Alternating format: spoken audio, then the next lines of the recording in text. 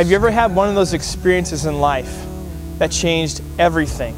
I mean, not like where you just woke up with a bad hair day, but where you literally left a different person.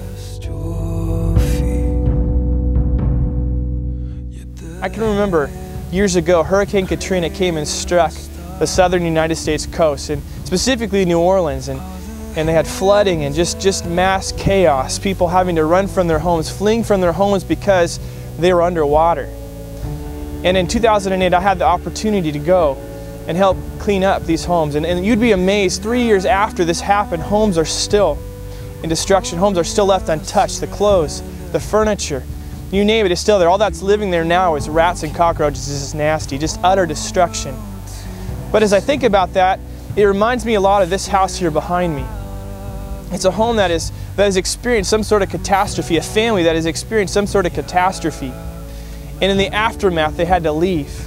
They had to leave differently than they came in. It literally changed their life. Freedom found in your scars. I mean, look at this place. There's holes in the ceiling, there's holes in the wall, there's mud, there's dirt, there's mold. You just got to think, there was a family that used to live in this house. And something happened, something changed, a significant event happened in their life where they had to leave this place. Maybe it was flooding.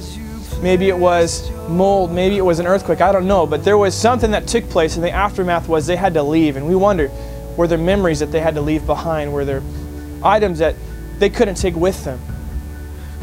Our theme this year for winter camp is aftermath, and we get that from Acts 4:31, where it says, after they prayed, the place that they were meeting was shaken, and they were filled with the Holy Spirit and went and preached the word with boldness. And what it's talking about there is that Peter and John had just been released from prison. They'd been beaten for sharing their faith.